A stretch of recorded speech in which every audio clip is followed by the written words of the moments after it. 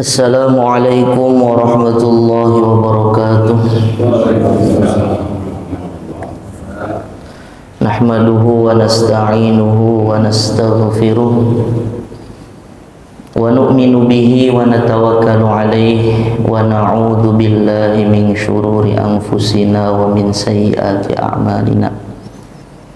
May yahdihillahu fala mudilla lahu wa may yudlilhu fala hadiyalah. Asyhadu an la ilaha illallah wahdahu la syarika lah wa asyhadu anna sayyidana wa nabiyyana wa maulana Muhammadan abduhu wa rasuluhu la nabiyya ba'dah.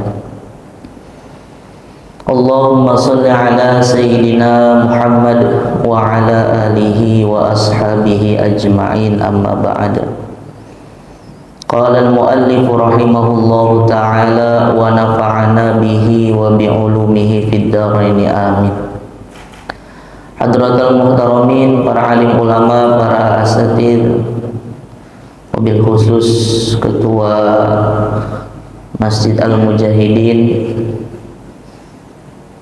Bapak Haji Aceng beserta jajarannya, dan para hadirin wal hadirat jamaah sholat subuh yang insya Allah mudah-mudahan kita semua yang hadir di sini dalam rahmat Allah Subhanahu wa ta'ala, senantiasa dalam bimbingannya diberikan kesehatan, sehat walafiat, diberikan keluarga yang soleh solehah, yang qurrata a'yun, dan kita semua mati dalam keadaan husnul khatimah, amin ya rabbal alamin. Di pagi hari ini marilah kita senantiasa tak lupa bersyukur kehadirat Allah Subhanahu wa ta'ala atas limpahan rahmat, kasih sayang, taufik, sehingga syukur alhamdulillah di pagi hari ini Allah masih memberikan kepada kita kesempatan untuk hidup di dunia ini dan juga menjalankan kewajiban kita sebagai seorang hamba, yaitu melaksanakan sholat subuh secara berjamaah. Maka harapan kita bersama dalam setiap amal-amal kita mudah-mudahan diqabul oleh Allah Subhanahu wa ta'ala, amin ya rabbal alamin. Hadirin wal hadirat jamaah sholat subuh yang dirahmati Allah Subhanahu wa ta'ala, pada pertemuan sebelum-sebelumnya kita telah membahas dosa besar tentang meninggalkan sholat dan juga meninggalkan sholat jamaah terkhusus. Sekarang kita masuk kepada pembahasan selanjutnya, yaitu dosa besar uququl walidain. Uququl walidain. Uququl walidain ini artinya durhaka terhadap kedua orang tua. Maka secara sunnatullah manusia hidup di dunia ini, terlahir di dunia ini pastinya dari rahim seorang ibu. Secara sunnatullah. Kalau qudratullah lain lagi, ada Nabi Adam ya. Kemudian ada lagi Siti Maryam. Ini lain lagi. Ada lagi Nabi Isa. Ini mereka bertiga ini qudratullah ya. Jadi dalam hidup ini ada qudratullah, ada sunnatullah. Kalau qudratullah ini udah kehendak Allah, kemauan Allah gitu. Secara hukum aslinya ya, hukum normalnya seperti ini, tapi kok ada yang di luar itu, itu namanya qudratullah ya. Itu sudah kehendak daripada Allah. Umumnya muncul seorang anak, lahir seorang anak ke muka bumi ini, kalau secara halal ya, ada laki-laki dan perempuan mengikat janji suci ya kan, alias menikah dia. Setelah menikah berhubungan badan ya kan, nanti Allah karuniai mengandung itu si wanita, mengandung janin tadi, terus besar-besar, umumnya 9 tahun, 9 bulan ya, lebih 10 hari, baru keluar, melahirkanlah ini seorang wanita tadi, melahirkan seorang anak, baik laki maupun perempuan, baik laki maupun perempuan. Maka ini secara kaidah umum. Tapi menurut qudratullah ada juga yang lahir tidak punya ayah, tidak punya ibu. Ada juga yang lahir hanya memiliki ibu saja. Ada ya. Itu Nabi Adam, Siti Maryam, dan juga siapa? Nabi Isa alaihi salam. Ini mereka semuanya terlahir ke muka bumi ini dalam kudratullahnya Allah, artinya dalam kehendaknya Allah. Maka orang yang hidup di dunia ini ya, secara umum mereka semua pastinya memiliki orang tua. Bagaimana kalau anak zina? Kalau anak maaf hasil zina, maka nasabnya tidak diikutkan kepada bapaknya, nasabnya diikutkan kepada ibunya. Itu yang dikecualikan. Maka di sini uququl walidain, durhaka terhadap kedua orang tua, itu termasuk daripada dosa besar yang disebutkan oleh Imam Az-Zahabi dalam kitabnya. Apa dalilnya? Allah Subhanahu wa taala berfirman, wa qadha rabbuka alla ta'budu illa iyyahu wa bil walidaini ihsana. Ya, kita diperintahkan oleh Allah agar tidak menyembah kecuali selainnya. Maksudnya kita menyembah hanya kepada Allah. Nggak boleh menyembah selain kepada Allah. Kalau menyembah kepada selain Allah, sudah kita bahas, namanya itu asyirku billah, syirik kepada Allah. Kalau syirik kepada Allah itu di neraka khalidina fiha, masuk di dalam neraka selama-lamanya. Wabil walidaini ihsana, dan juga Allah memerintahkan kepada kita selain agar menyembah kepadanya, dan juga Allah memerintahkan agar kita berbuat baik kepada kedua orang tua kita. Ya. Berbuat baik kepada kedua orang tua, baik secara umum berbuat baiknya ataupun secara khusus. Maka kita harus berbuat baik kepada mereka. Maka orang Arab itu biasa mengatakan abuka thalathah, katanya ya. Bapak kamu itu ada 3, yang melahirkan kamu ya, kemudian yang melahirkan istri kamu, artinya ini orang tua itu ada 3 katanya. Yang melahirkan kamu, yang melahirkan istri kamu, dan orang yang mengajarkan kalian ilmu agama, itulah orang tua kalian. Orang Arab mengatakan seperti itu. Wabil walidaini ihsana, tapi dalam ayat-ayat yang disebutkan di sini, dalam hadis-hadis yang disebutkan di sini, itu lebih condong terhadap apa? Membahas daripada orang tua kandung kita, ya. Orang tua kandung. Kita diperintahkan untuk berbuat baik kepada keduanya. Imma yablughanna 'indakal kibara ahaduhuma aw kilahuma. Ya. Berbuat baik kepada mereka kapan? Ketika mereka berada dalam pemeliharaan kita. Ya. Umurnya sudah lanjut usia, kemudian kebetulan dia dipelihara sama kita, artinya memang kita yang mengasuh. Maka umumnya orang tua itu Pak, semakin tua manusia ini semakin ya sedikit agak ngaco kan begitu ya, apalagi kalau udah umurnya Masya Allah.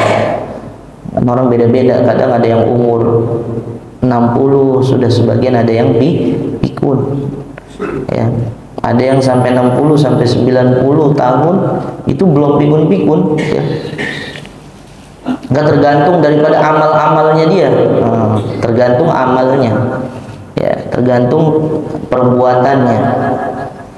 Maka umumnya, secara umum orang tua itu semakin tua semakin suka marah ya Pak ya. Maka ketika mereka berada dalam pemeliharaan kita, ya, fala taqul lahuma uff, jangan engkau ucapkan kepada keduanya ya. Itu kalau arti kita ya. Itu apa? Itu adalah perkataan yang sedikit ya, katanya sedikit tapi mengandung makna besar. Artinya makna besar apa? Kalau kita diperintah sama mereka berdua ataupun salah satu mereka ya, habis itu kita ucapkan nggak mau, udah gitu. Nah ini itu cuman ahnya aja itu. Ahnya itu sebagai bentuk apa? Penolakan atas apa yang dia ucapkan, dia perintahkan. Itu nggak boleh. Wala tanharhuma, itu aja nggak boleh, apalagi membentak ya. Kita bentak dia, apaan sih ibu? Itu. Apaan sih bapak? Itu nggak boleh. Yang aja, ahnya aja nggak boleh, apalagi dilanjutin, nggak mau, nanti aja. Itu nggak boleh. Ahnya aja nggak boleh, apalagi kelanjutan. Wa qul lahuma qawlan karima ya. Wa qul lahuma qawlan karima. Maka kita diperintahkan untuk apa? Mengucapkan kata-kata yang mulia kepada mereka. Karena di dalam surat Luqman jelas wa wassaynal insana biwalidayhi ihsana. Allah telah mewasiatkan kepada manusia agar berbuat baik kepada kedua orang tuanya. Hamalathu ummuhu wahnan ala wahnin ya. Ibunda kita nih, orang tua kita, ibu kita dulu itu mereka hamil ya, mengandung kita itu wahnan ala wahnin, kesusahan di atas kesusahan lagi, penderitaan di atas penderitaan ya. Kita badan kuat nih, ngangkat beras 5 kilo misalnya, enteng nggak? Enteng, iya. Beras 5 kilo enteng, ataupun beras 3 kilo misalnya, ataupun 2 kilo, enteng nggak? Enteng. Tapi kalau suruh bawa beras itu kemana-mana ya pegel juga kan gitu ya. Dibawa ke kamar mandi, dibawa sambil makan, dibawa ya kan. Kalau kita dulunya ibu kita bekerja, dibawa sambil kerja kayak gitu. Naik angkot, naik mobil, naik motor. 2 kilo itu kayaknya enteng, 1,5 kilo kayaknya enteng. Tapi kalau dibawa sering itu kan kita, Masya Allah, pegel juga. Tapi inilah yang dilakukan sama ibu kita ya. Makanya bahasa Al-Quran itu hamalathu ummuhu wahnan ala wahnin. Ada orang hamil itu makannya susah, ngidam ini, ngidam itu ya kan. Kanan kiri tidurnya susah kayak gitu ya kan. Kemudian nanti setelah melahirkan final lagi antara hidup dan mati. Wa fisaluhu fi amaini anishkur li waliwalidayk. Dan mereka telah apa? Memfisol kita. Fisol itu apa? Mensapih ya, menyapi kita ketika sudah umur 2 tahun. Makanya yang bagus itu anak kalau lahir di muka bumi ini ya, makanan yang paling bagus, minuman yang paling bagus ya ASI itu udah ya. Mau diganti pakai susu apa aja, kalau bahasa Al-Qur'annya itu tetap ASI. Ya, kalau bisa kita berikan kepada anak kita itu ASI ya, secara optimal. Kalau ada bayi laki-laki dia Pak ya, kemudian dia kencing ya. Kalau umurnya masih di bawah 2 tahun, kemudian dia belum makan apa-apa untuk menguatkan dirinya kecuali hanya ASI saja, maka air kencing yang dikeluarkannya itu kalau dalam ilmu fikih hukumnya najis apa? Najis mukhaffafah, najis yang ringan. Najis kan ada 2, najis ada 3 ya. Ada najis yang ringan, najis yang pertengahan, ada najis yang berat. Kalau najis yang ringan itu kencingnya anak bayi laki-laki, ingat, bukan perempuan. Kalau perempuan keluar udah jadi najis mutawasitoh, ya, najis pertengahan. Bahaya nih. Mungkin kalau dokter tahu kali kenapa. Nah, kalau dalam kitabnya bahasanya disebutnya dia lebih keruh lagi. Kalau punya perempuan kan seperti itu, lebih kotor lagi. Nah, laki-laki ini kalau umurnya masih di bawah 2 tahun, ya, dia kencing dan dia belum makan apa-apa selain daripada ASI ibunya, maka dihukumi najisnya itu najis mukhaffafah. Maksudnya belum makan apa-apa itu yang dikecualikan apa? Misalnya anak itu Pak Ustadz, kan kalau habis lahir biasa ditahnik. Tahnik itu udah dikasih makan kurma kan, ataupun ditahnik dengan madu. Kan ditahnik itu nggak mesti dengan kurma ya Pak ya. Kalau nggak ada susah ya dengan yang manis-manis, dengan madu bisa. Dengan teh manis juga bisa. Kalau nggak ada kan gitu ya, masa iya zaman sekarang nggak ada, ya kan? Tukang madu di mana mana, tukang kurma di mana mana. Mungkin di pedalaman mungkin nggak ada, ya kan? Kita nggak bisa mengatakan secara umum ya. Kalau orang-orang tinggal di pedalaman sana mungkin nggak ada dengan sesuatu yang manis. Dan ini adalah imunnya mereka kan gitu.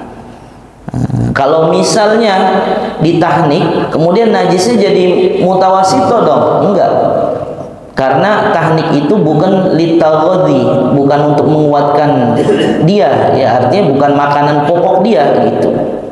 Ataupun misalnya disuntik dikasih vitamin A misalnya kan, itu kan sesekali bukan harian. Maka air kencing yang dikeluarkan dari bayi yang tadi nih, ya, yang hanya sesekali dikasih obat, misalnya kalau sakit minum obat, maka itu tetap dihukumi apa? Dihukumi najis mukhaffafah, najis ringan. Tapi kalau dia nyusu emaknya juga, nyusu formula juga, ya, nyusu SGM juga, nyusu sapi juga, maksudnya begitu, ataupun nyusu kambing, dia kan sekarang ada lagi susu kambing, lebih bagus lagi katanya gitu. Maka bayi yang seperti ini walaupun dia laki-laki tapi sudah memakan selain ASI, apa konsekuensinya?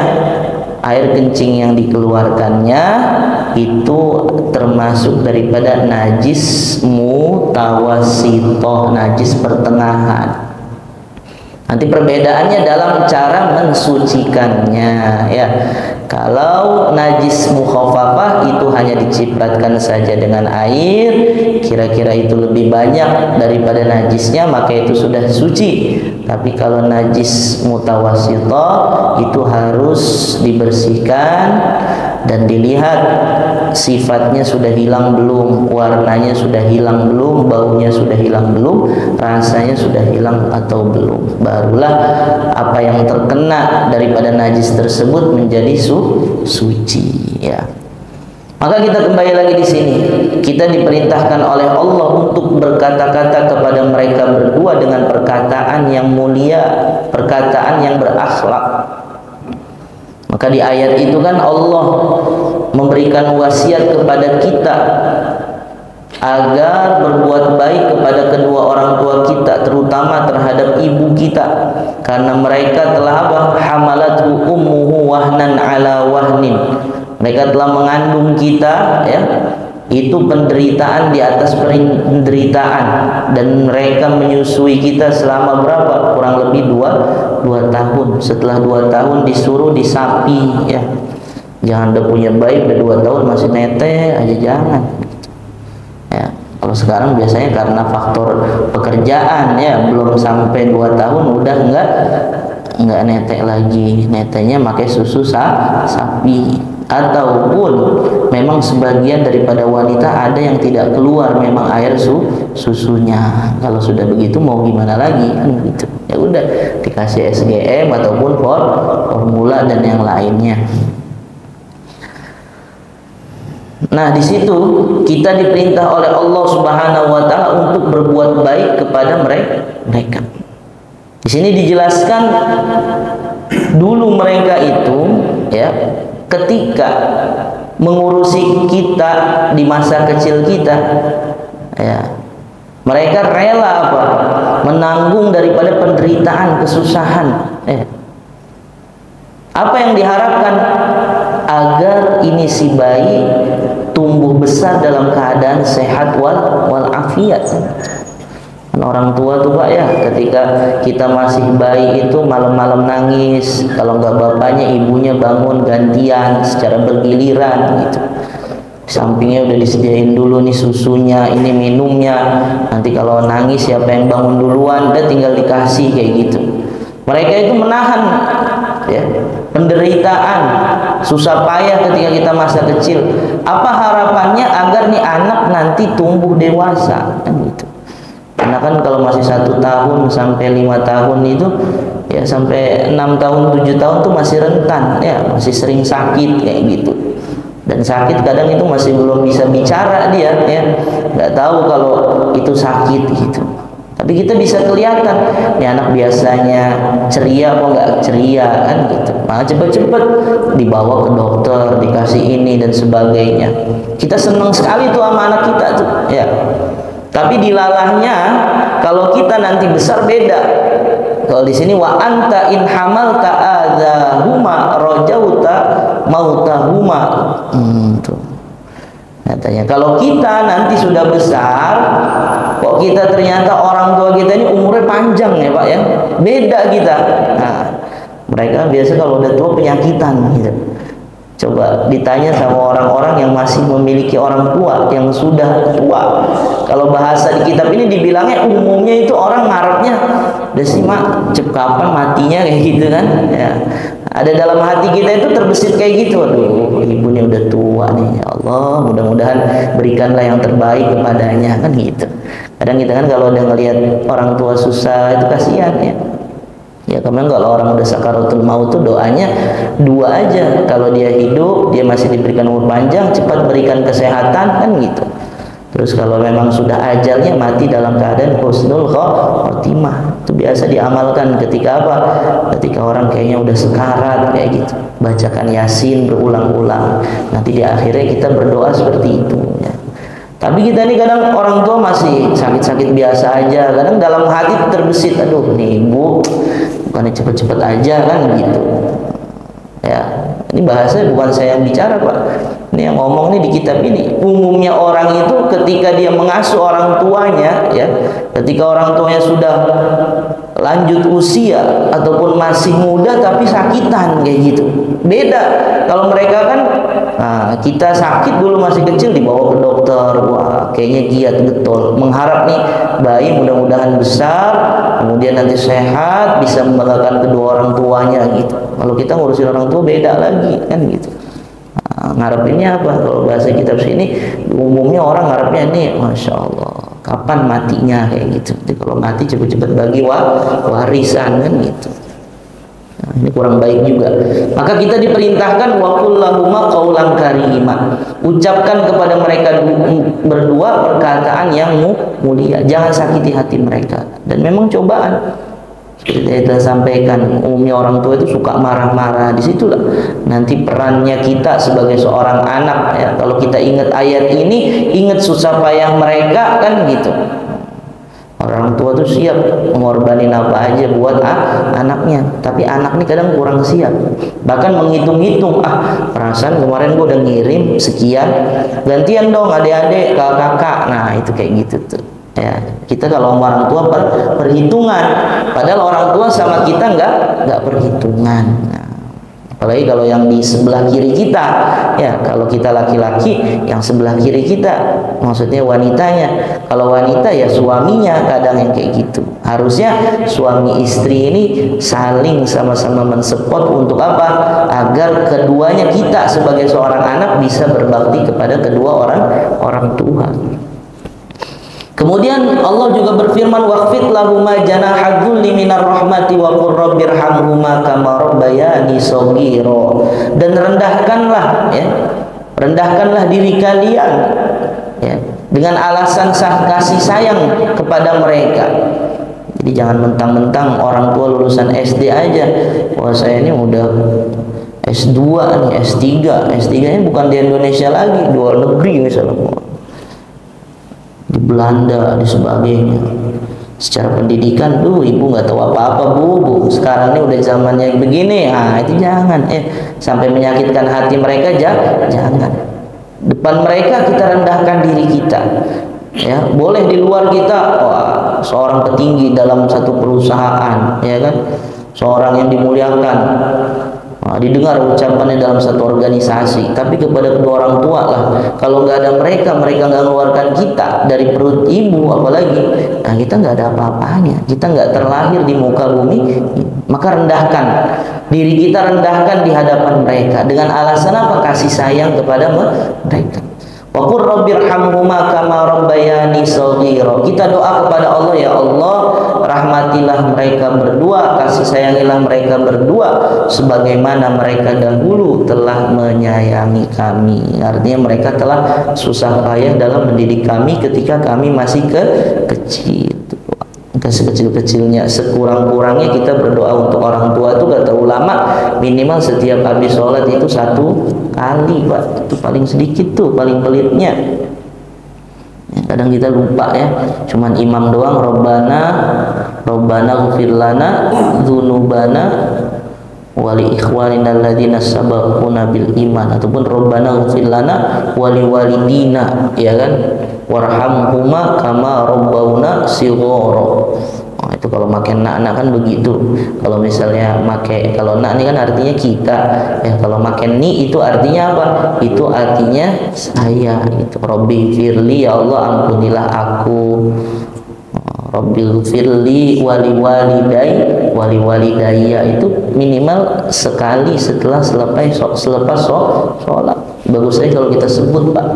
Kalau kita kirim Al-Fatihah setelah sholat itu, ya kalau nggak ada keperluan apa-apa jangan langsung kabur aja kan gitu.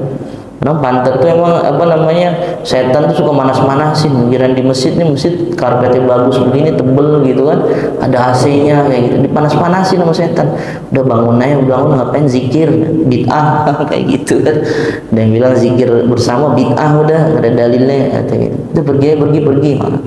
Padahal kita habis sholat kalau nggak ada kegiatan apa-apa, zikir dulu di situ. Misalnya nggak ada hal terburu apa-apa, ada terpaksa, ya kan? Ya udah terpaksa kita minimal istighfar 3 kali, ya minimal istighfar 3 kali. Kalau guru kita ngajarin itu minimal sampai Allahumma anta salam tuh, ya. Astagfirullahaladzim, ya kan? Habis itu la ilaha illallah syarikalah lahul mulku wal hamdu wa yumiitu wa ala kulli syai'in qadir. Habis itu Allahumma antas salam minkas salam wa ilaika ya'udus salam, baru cus kabur. Subhanallahnya sambil jalan bisa. Tapi kita kan kalau udah lewat dari masjid ya udah bye-bye kan gitu. Boro-boro ingat subhanallah kan udah ingat yang lainnya gitu. Padahal ini semuanya kalau kita bahas itu kan banyak keutamaannya itu, Pak, ya. Maka apa?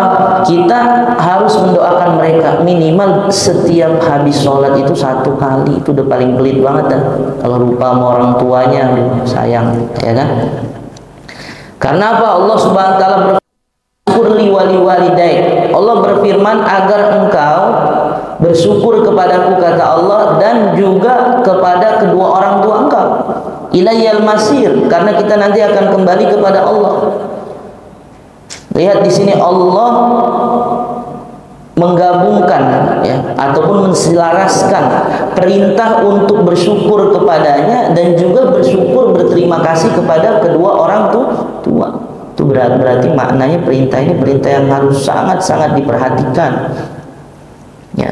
Kita tahu syukur kepada Allah itu apa? Kalau dalam definisinya tasarrufun ni'am li ta'atillahi ta'ala. Menggunakan seluruh nikmat yang Allah berikan kepada kita untuk ketaatan kepada Allah, ataupun dikeluarkan di jalan-jalan yang diridhoi oleh Allah, ya. Kita diberikan kesehatan, seger badan kan gitu. Apa? Salah satu syukurnya gunakan untuk ibadah gitu. Gunakan untuk ibadah. Ya. Mumpung kita di Indonesia ini belum terjadi, Pak, ya. Belum terjadi peperangan seperti di Palestina sana. Saudara-saudara muslim kita di sana bukan hanya ibadah sholat baca Quran doang, bukan. Tapi mereka memiliki kewajiban untuk jihad difa'i, ya. Jihad untuk apa? Mempertahankan daripada negerinya, ya. Mempertahankan daripada daerahnya. itu diperintahkan lagi, laki-laki kita berani maju gitu. Kalau kita nih masya Allah jihad, bangun melekin mata aja, itu dalam habis bangun tidur itu berarti bukan main kan gitu ya. Kata ada pepatah Arab mengatakan itu orang yang kuat itu bukan orang yang bisa mengangkat badannya, tapi dia bisa menahan apa? Menahan amarahnya ketika menggelora kan gitu. Saya tambahin lagi, yang bisa melekkan matanya ya, melawan daripada rasa kantuknya untuk apa? Untuk ibadah gitu. Dan beda Pak, kita ibadah dalam keadaan suasana tenang seperti ini dengan mereka-mereka itu beda ya. Dulu saya punya guru saya belajar di Pakistan itu, kemudian dia sempatkan untuk berjihad ke Afghanistan katanya gitu. Mau ikutan jihad kan, Pakistan Afghanistan itu deket aja, perbatasannya darat gitu. Berangkat ke sono, baru sampai sono berapa jam udah mau pulang lagi, pusing ya, dengerin tembakan bom gitu kan gitu. Nah, itu ada ilmunya juga tuh Pak ya. Kalau nggak tahan imannya minta balik lagi gitu kan ya. Cuman bertahan berapa hari doang itu balik lagi kata beliau. Saya punya guru di Cirebon itu seperti itu ya. Ketika kita sedang mijit-mijit, beliau cerita, saya dulu pernah lagi belajar Pakistan, berangkat ke Afghanistan sana, baru sebentar aja saya dengar suara bom, tembakan gitu. Waduh katanya, nggak kuat aku. Katanya, itu perlu keimanan yang teguh Pak. Orang Indonesia ya, dulu kita ketika belajar Pakistan kan, kalau misalnya lagi di pedalaman tuh suka tuh Pak, orang-orang sono tuh Pak senjata-senjata kayak AK-16 itu tuh ada di rumah tuh ya. Tapi ada yang ori ya, ada yang buatan pabrik, ada yang rakitan mereka. Bedanya apa? Bedanya itu kalau dikeluarkan itu nanti suaranya itu yang beda, bisingnya itu yang beda. Dia bilang tembak, suruh tembak itu, terus habis itu tembak itu udah, ini di mobil nih pengeng itu nggak hilang tuh Pak ya, pengengnya itu nggak hilang, aja tuh, itu.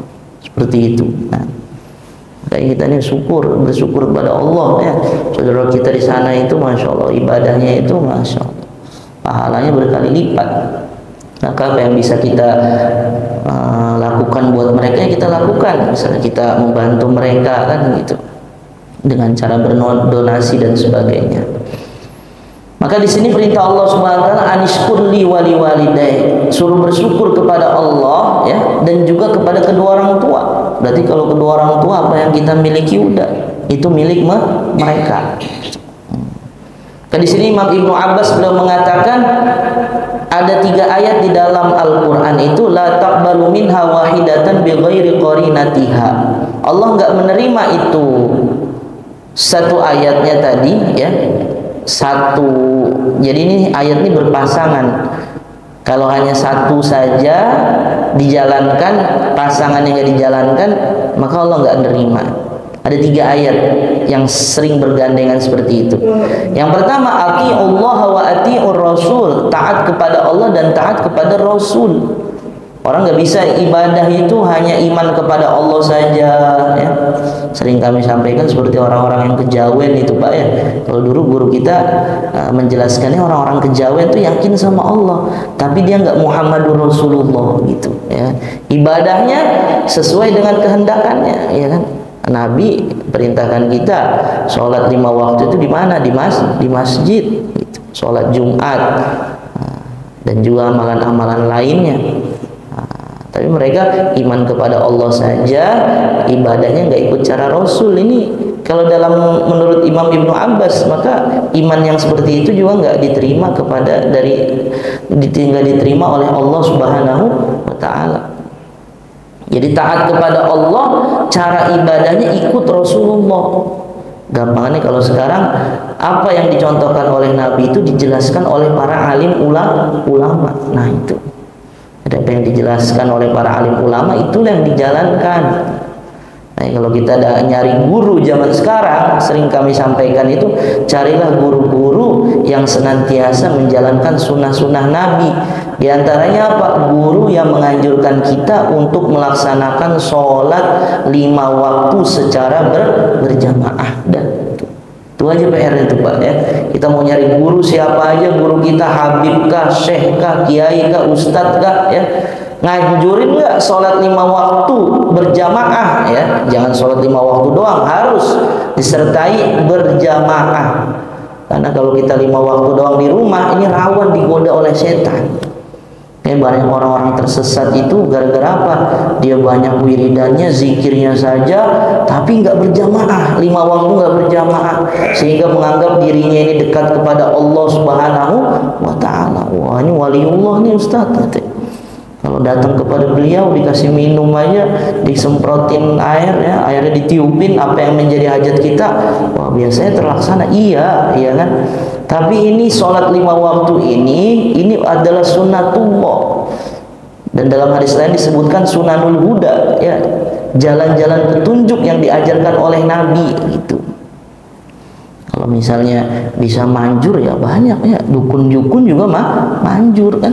Karena itu beda-beda Pak ya, bisa dibantu sama setan dan sebagainya, dibantu sama jin dan sebagainya. Nah, itu maka taat kepada Allah dan juga taat kepada Rasul.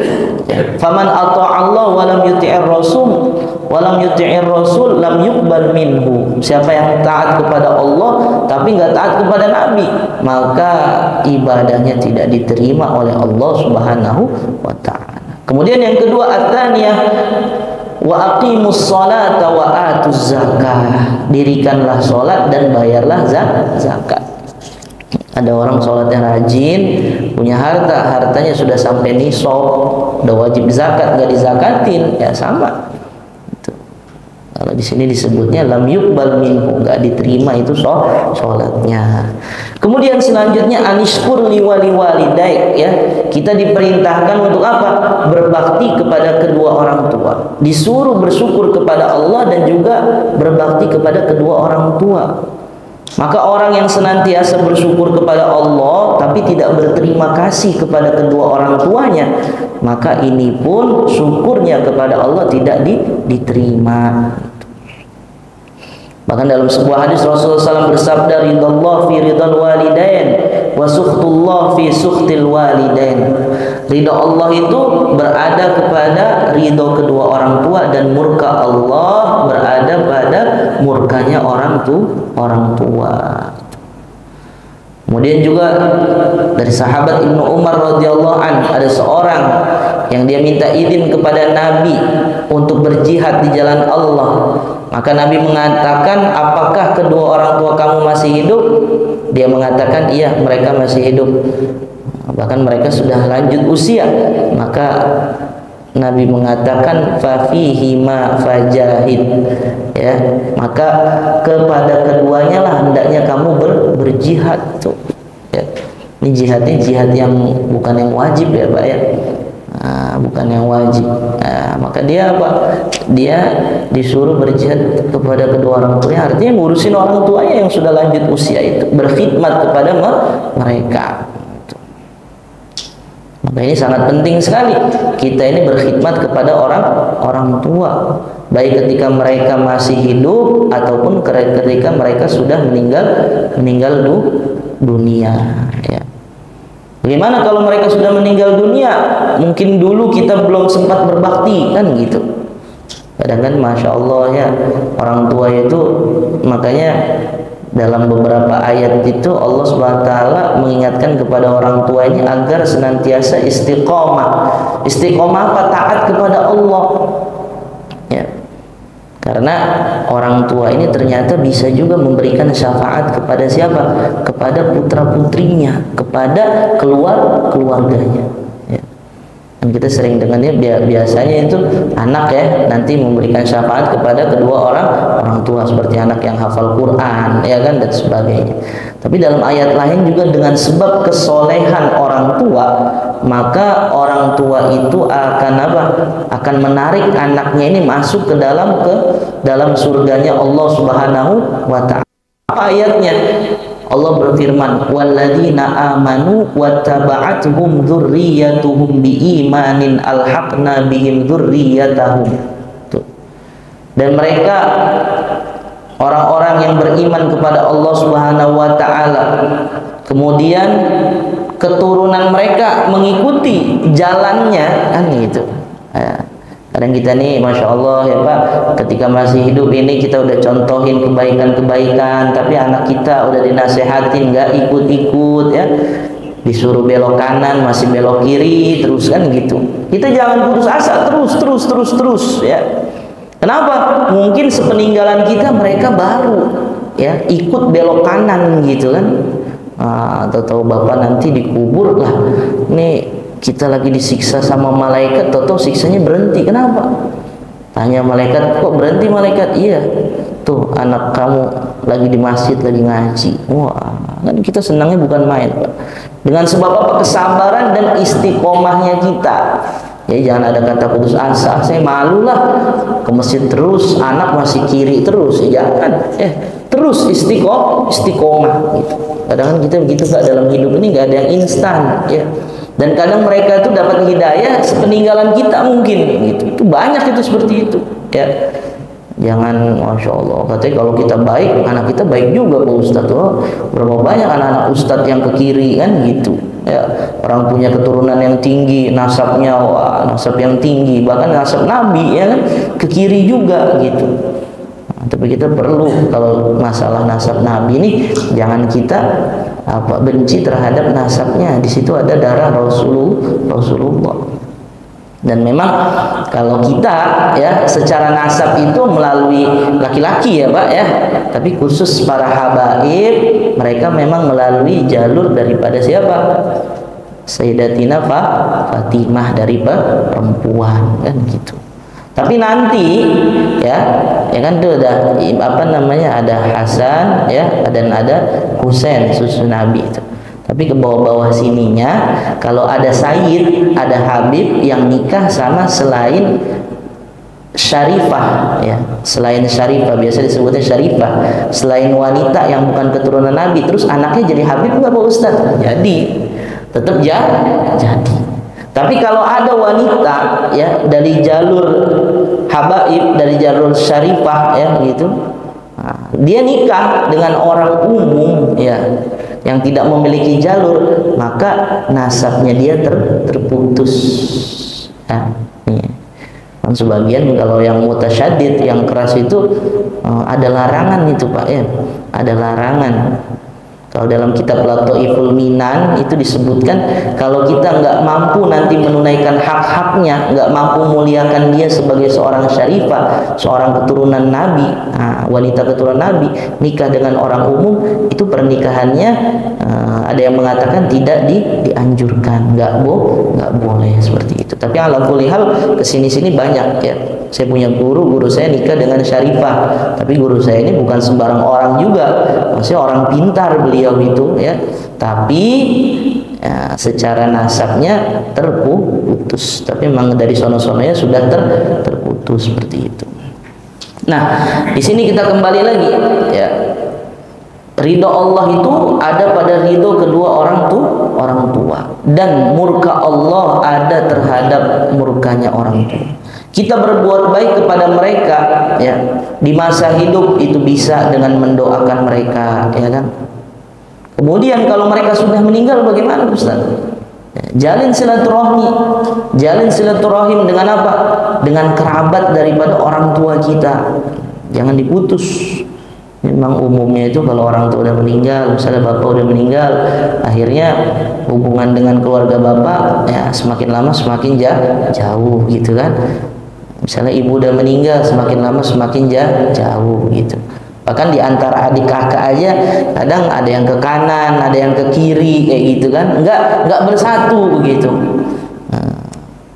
Karena entah kebanyakan harta atau apa, atau ya memang seperti itu, mereka saling bermusuhan kan gitu. Ini nggak boleh juga, itu menyakitkan hati daripada orang tuanya.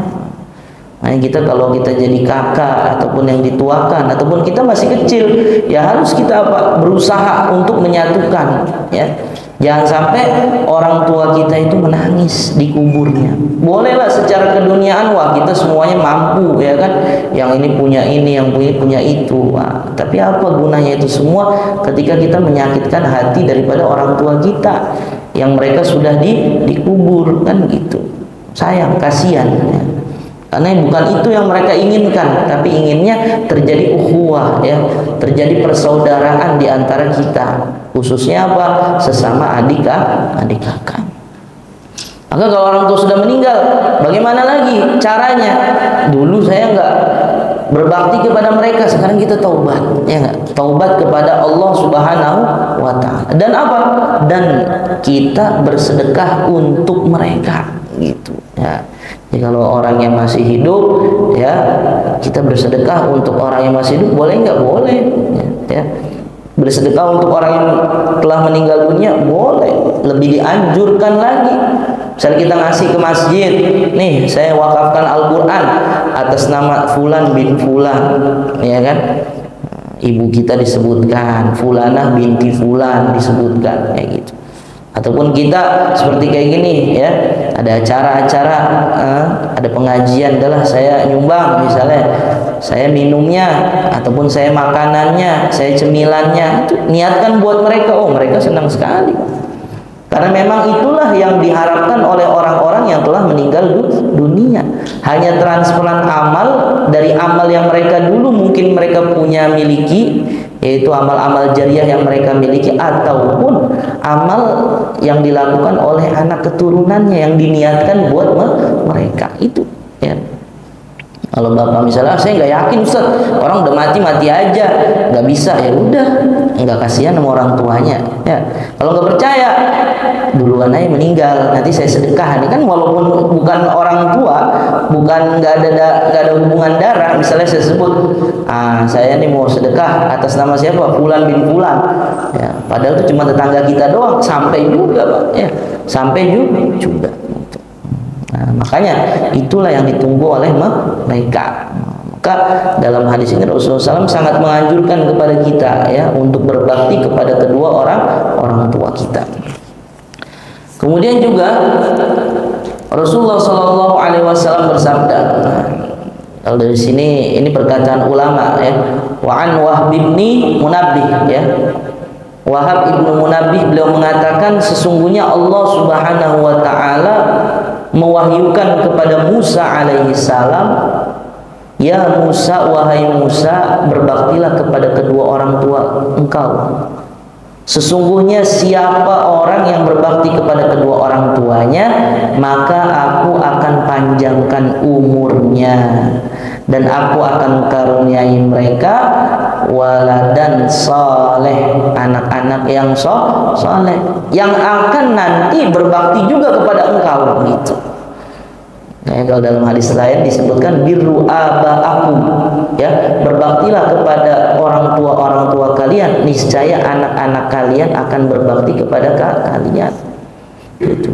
Nah, kalau kita berbakti kepada orang tua kita, ini Wahab bin Munabbih mengatakan apa? Allah mewahyukan kepada Musa, orang yang berbakti kepada kedua orang tuanya, Allah akan panjangkan umurnya, ya. Dalam hadis lain sebutkan apa? Allah akan mudahkan daripada urusan-urusannya. Urusannya itu dipermudah oleh Allah Subhanahu wa Ta'ala. Kalau dulu kita belajar, nah, jangan sampai kita ini nggak dapat ridho dari siapa? Dari guru, ya. Kalau dari guru kita nggak dapat ridho, maka konsekuensinya apa? Ilmu kita nggak berkah, gitu. Kalau orang tua kita nggak dapat ridho dari orang tua, maka hidup kita ini akan hampa, ya. Kayaknya mohon maaf kalau orang-orang mungkin yang sampai sekarang hidupnya masih susah, usaha ini gagal, usaha itu gagal, dagang ini gagal, ya kan? Ini nggak laku dan sebagainya. Koreksi, nih saya mungkin nggak berbakti sama orang tua, gitu, ya. Kalau dia masih hidup, datangin, minta maaf, ya. Nangis di hadapan mereka, berdoa, ya, minta ridhonya aja. Orang-orang tua dulu kan, Pak, nggak kayak kita sekarang. Kalau sekarang itu kita sama anak kita itu punya segala-galanya, ya. Wah, sekolahnya ini Masya Allah, sekolahnya yang ada IT-nya kan, gitu, SDIT kan, gitu kalau SD-nya. Nanti SMP IT, ya. Habis itu kalau dipondokin, pondoknya yang begini. Dulu orang tua kita belajar gimana? Ya, nggak punya apa-apa mereka. Cukup apa? Wes saya doain aja kan gitu. Mungkin sebagian kita ada yang merantau dari kampung ke sini. Modalnya cuma doa ya dari mereka, tapi kekuatan doa itu bisa merubah segalanya, menjadikan kita seperti ini. Lain halnya dengan anak-anak kita sekarang nih ya, fasilitasnya semua kita kasih, belum tentu nih Pak gedenya jadi orang kan gitu. Maka perlu juga nih warning ya kan terhadap apa? Terhadap kita-kita yang punya anak-anak kita, boleh kita fasilitasi dengan fasilitas yang apa? Yang wajar gitu. Tapi jangan sampai mental mereka ini nggak terdidik ya. Sehingga orang biasanya kalau hidup ya dalam keadaan enak terus, nanti ketika susah galaunya Masya Allah gitu. Tapi kalau kita kan dulu mungkin pernah, kayaknya sehari nggak dapat duit sama sekali. Nah, anak-anak kita mungkin secara fasilitas, wah ATM-nya sendiri-sendiri, mobilnya sendiri-sendiri ya kan, terbiasa kumpul dengan orang-orang yang memiliki ya sama yang begitu. Kita ajarkan mereka, suruh bergaul dengan orang-orang yang susah. Supaya apa? Supaya ada mental. Karena dalam hidup ini yang harus kita miliki ini modal mental. Selain iman, mental juga. Mental apa? Mental menjadi orang berhasil kan gitu. Kalau sekarang kan yang ada pada mereka itu semuanya apa ya? Milik kita sebenarnya gitu. Kalau kita lihat di film-film tuh ada anaknya orang kaya, tapi biasa aja kalau ya. Yang kaya bukan gua, yang kaya orang tua gua. Nah ini kalau sudah ada tertanam dalam diri anak-anak kita, yang misalnya kita mampu tertanam seperti itu, berarti kita udah sukses tuh Pak ya. Berarti kita apa? Mendidik mental mereka. Nah orang-orang tua kita dulu itu terhadap kita cuma modal doa doang, doa sampai sekarang kita jadi seperti ini. Nah, maka kita sampaikan juga kepada mereka, kita doakan mereka ya. Karena ini PR buat kita ya. Kalau dia baik akan menjadi amal jariah kita ya. Tapi kalau dia buruk akan menjadi amal jariah, tapi keburukan yang datang kepada kita. Inilah pentingnya kita itu memberikan apa? Pendidikan kepada mereka ya. Sini kalau orang itu taat kepada kedua orang tuanya, berbakti, Allah akan panjangkan daripada umurnya. Tapi sebaliknya, kalau dia ini enggak berbakti kepada kedua orang tuanya, maka umurnya dipendekkan dan dia akan diberikan anaknya juga akan apa? Akan sama durhaka kepada orang tuanya. Bahkan lebih keras lagi di sini sebutkan, saya membaca dalam kitab Taurat, sesungguhnya siapa yang menghardik daripada kedua orang tuanya, maka itu hukumannya harus dibunuh. Dan siapa orang yang apa? Yang menampar daripada kedua orang tuanya, hukumannya harus dirajam.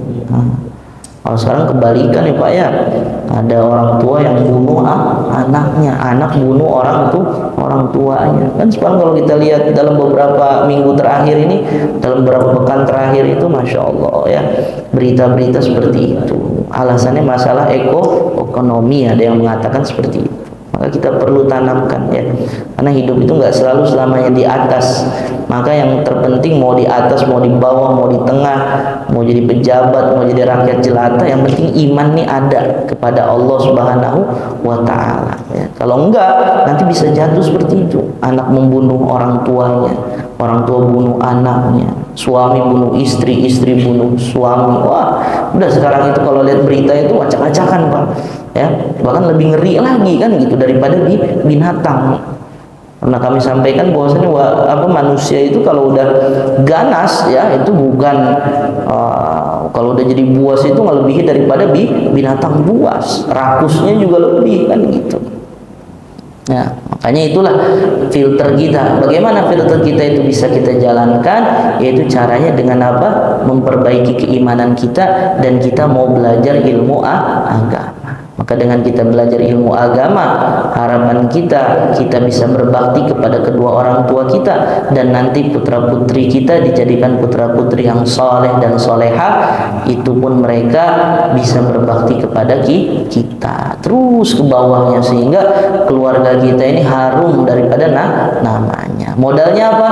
Modalnya iman kepada Allah dan mau belajar ilmu agama. Mudah-mudahan Allah Subhanahu wa Ta'ala berikan kepada kita keluarga-keluarga yang qurrata a'yun, yang menjadi penyejuk bagi mata kita. Amin ya rabbal alamin. Mungkin ada yang mau ditanyakan Pak? Ya. Mau tanya, kalau kita mengamalkan doa orang tua itu sebagai layaknya berzikir, boleh nggak ya? Ya, nggak jadi masalah. Itu doa kan, seperti kita berzikir gitu. Kita baca misalnya Robbirhamhuma kama rabbayani shaghira ataupun Robbighfirli wa liwalidayya, nggak apa-apa. Itu semakin bagus lagi gitu ya, semakin bagus ya. Kalau kita gunakan dalam hari-hari itu di mana saja? Iya. Dalam apa aja boleh ya? Boleh ya. Berdoa itu tidak mengenal daripada tempat, ya kan? Ya, kapan saja itu bagus, apalagi itu ucapan apa namanya, sebuah pengampunan. Seperti kita istighfar kan, nanti istighfar itu kalau di kita biasa di sini astaghfirullahaladzim alladzi la ilaha illa huwal hayyul qayyum wa atubu ilaih ya. Tapi di lain tempat biasa astaghfirullahaladzim li itu untuk saya tuh Pak, artinya astaghfirullahaladzim li wali walidayya, dan juga untuk kedua orang tua kita, wali ashabil huquqil wajibati alayya, dan juga untuk siapa, mereka-mereka yang ada hubungan kerabat untuk kita.